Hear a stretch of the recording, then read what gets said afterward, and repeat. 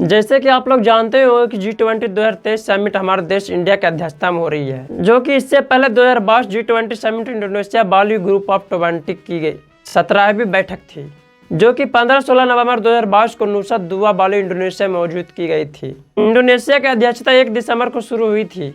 2022 की चौथी तिमाही में उसका अध्यक्षता समाप्त हो गया और भारत को 1 दिसंबर 2022 से 30 नवंबर 2023 तक की G20 की अध्यक्षता करेगा। अभी तक इसमें कुल 110 देशों की 12,800 प्रतिनिधियों ने हिस्सा लिया है, जिसमें G20 के सदस्य 20 देशों के अलावा 9 विशेष तौर पर आमंत्रित देश और 14 वैश्विक संस्थान भी शामिल है। G20 समिट भारत के अलग अलग शहरों में हो रही है, पर यहीं एक खबर आती है फ्रांस से। फ्रांस ने इंडिया को ओपनली चैलेंज किया कि अगर इंडिया ने रशिया के लिए यूक्रेन रीजन के लिए कंडेम नहीं किया तो अभी चल रहे G20 सम्मेलन के किसी भी एजेंडा पर साइन नहीं करेगा। मतलब इन अदर वर्ड अब से इंडिया के किसी भी बात पर सहमति नहीं देगा। और तो और फ्रांस ने और बाकी देशों को भी धमकी दे दी कि कोई इन सभी चीजों में इंडिया को सपोर्ट करेगा तो उसे भी उसका भारी भरकम सजा भुगतना होगा। अरे क्या फ्रांस जो इंडिया के काफी क्लोज फ्रेंड था वो एंटी इंडिया कैसे हो गया? जी हाँ दोस्तों, पूरा पिक्चर तो अब शुरू होता है। तो दोस्तों, इन धमकियों के सिर्फ 5 दिन पहले रशिया ने फ्रांस को ओपनली चैलेंज किया था कि हमसे तुम उलझने की कोशिश मत करना, वरना मैं फ्रांस के नेपोलियन जंग की हार को फिर से दोहरा दूंगा। और 1807 में फ्रांस एम्पायर नेपोलियन बोनापार्ट ने अपने पूरे 6 लाख आर्मी को लेकर उसने रशिया की एम्पायर पर धावा बोल देता है और वो रशिया के काफी अंदर तक चला जाता है। राजा जार अलेक्जेंडर अपनी सेना को लेकर और अंदर चले जाते हैं और फ्रांस की आर्मी भी और अंदर चले जाते हैं उससे लड़ने के लिए, लेकिन उस पर कोई एक्शन नहीं लिया रशियन एम्पायर ने। इससे फ्रांस आर्मी को लगा कि रशियन एम्पायर डरकर भाग गया है और वह सरेंडर कर दिया है। पर यह सब देखते ही देखते फ्रांस आर्मी की सारी खाना पीना बोले तो सप्लाई समाप्त हो जाता है और अब फ्रांस की आर्मी इतना अंदर तक घुस चुका था कि रशियन आर्मी में भी काफी सारे सैनिक बाहर निकलने की जगह वहीं भूख से मरने लगे।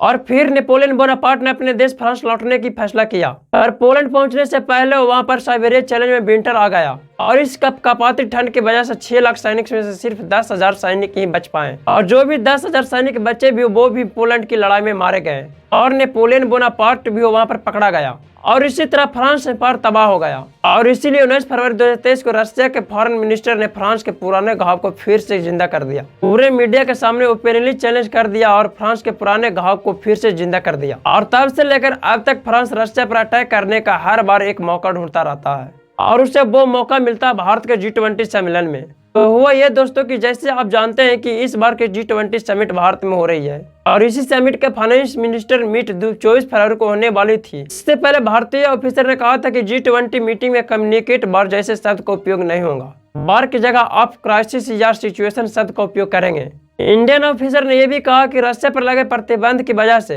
पूरे दुनिया को इकोनॉमिक पर प्रभाव पड़ रहा है और कुछ कंट्री तो इस सिचुएशन की वजह से ऑलरेडी डिस्ट्रॉय हो रहे हैं, जैसे कि इन सभी देशों के देख लीजिए, श्रीलंका, पाकिस्तान, बांग्लादेश। ये सब देश अपने इकोनॉमी को IMF के लोन पर चला रहे थे और अब इस क्राइसिस के चलते देश को बैंकक्रप्ट तक की बात आ गई है। इंडिया के स्टेटमेंट पर फ्रांस एकदम गुस्सा हो गया और उनके फाइनेंस मिनिस्टर ब्रूनो ली मारिया G20 की बैठक में कहा कि उनको इंडिया की G20 रेसिडेंसी पर पूरा भरोसा है और फिर भी अगर इंडिया ने रशिया को कंडेम नहीं किया तो फ्रांस उस बैठक के किसी भी समझौता पर साइन ही नहीं करेगा। अब आप समझौता के बारे में तो जानते ही होंगे, जब भी किसी विषय पर समझौता होता है तो वहां पर उपस्थित सभी व्यक्ति से साइन कराया जाता है, अब कहीं जाकर उस समझौते का लीगली माना जाता है, वरना नहीं, जो कि कानून के दायरे में भी उसे मान्यता नहीं दी जाती है। और वही कर रहा था फ्रांस, जो कि इंडिया के लिए एक इंटरनेशनल रिपुटेशन के लिए अच्छा नहीं होगा, क्योंकि हाल ही में इंडिया को G20 का प्रेसिडेंसी मिला है। अब फ्रांस जैसे दोस्त धमकी के बावजूद भी इंडिया अपनी बात पर पूरी तरह से अटल रहता है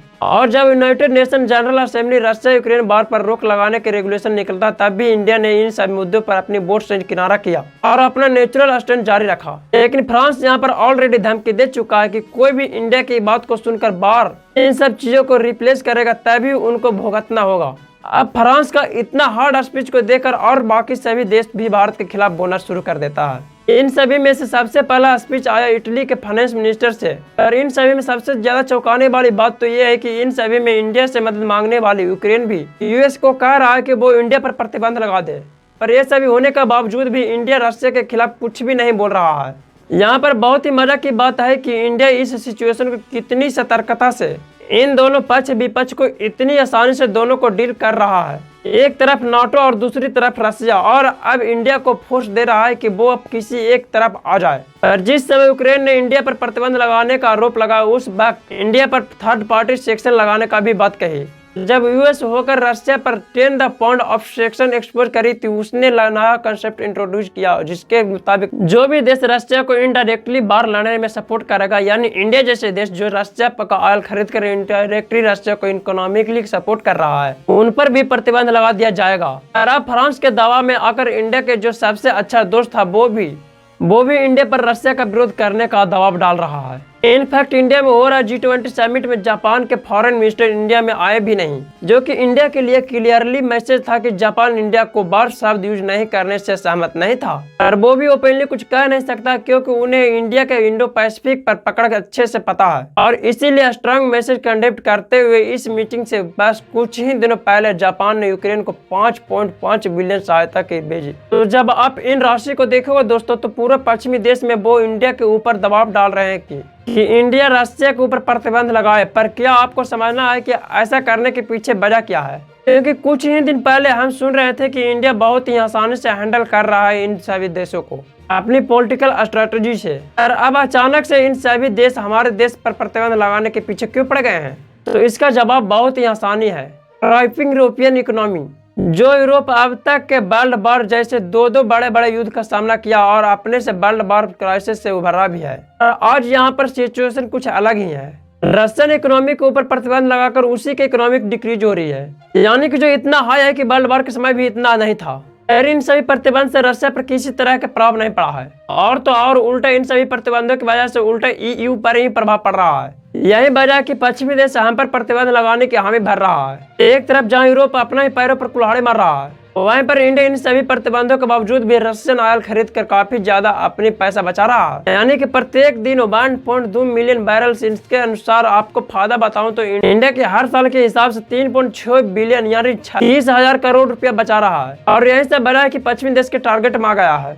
इंडिया के तो दोनों हाथों में लड्डू मिल रहा है। यहाँ पर एक और भी वजह है कि यूएस कई सालों से रशिया को G20 से बाहर निकालना चाहता है, और इस बार इंडिया के G20 समिट में इससे अच्छा मौका उसे कभी नहीं मिलेगा। रशिया को G20 से बाहर निकालना, और वो भी रशिया का सबसे अच्छा मित्र इंडिया के अध्यक्षता में। वो कहते हैं ना कि सांप भी मर जाए और लाठी भी ना टूटे। ऐसे सब सोच समझकर और बाकी सारे देश इंडिया के पीछे बहुत ज्यादा दबाव डाल रहे हैं ताकि इनकी एक मजबूत देश उनके ग्रुप में भी ज्वाइन कर ले, ताकि रशिया को एक और बड़ा झटका हो। इन सभी सिचुएशन में इंडिया को अपनी ओर करना चाहते हैं, पर अब अमेरिका भी समझ चुका है कि इंडिया को झुकाना संभव नहीं है, तो वह अमेरिका के हर बात मान ले।